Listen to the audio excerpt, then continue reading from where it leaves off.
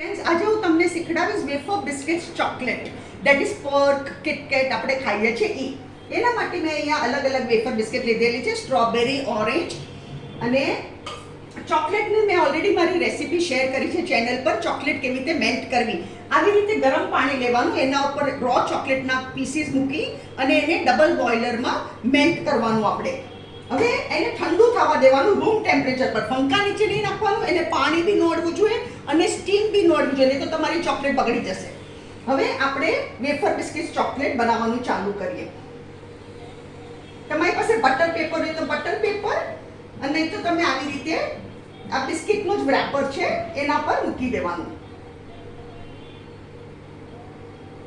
આ બહુ સરસ લાગે, બહુ છોકરાઓને તો બહુ ભાવે.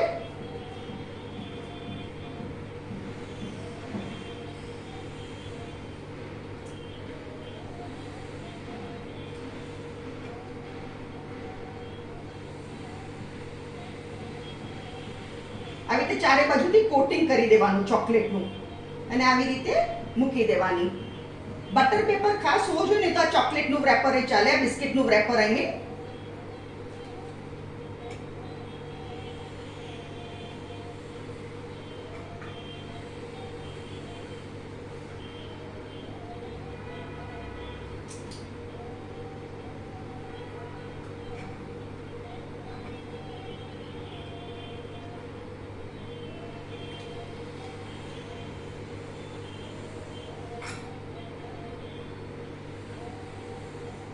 આમાં સ્ટ્રોબેરી ચોકલેટ સાથે સૂટ થાય અને ઓરેન્જ સૂટ થાય. જો આવી રીતે આપણે કરી અને ફ્રીઝમાં સેટ કરવા મૂકવાનું. 10 મિનિટમાં સેટ થઈ જાય, 10 મિનિટથી ઓછી લાગશે. મેં ઓલરેડી એક બેચ બનાવી ચૂકી છું. આ રહ્યો મારો ચોકલેટનો બેચ. આમાં મેં ચોકલેટ વેફર બિસ્કિટ વાપરી છે. આ જુઓ, આ મેં ફ્રીઝમાં સેટ કરી અને આ છે આપણી આ ચોકલેટ. હું ખાઉં છું. સુપર.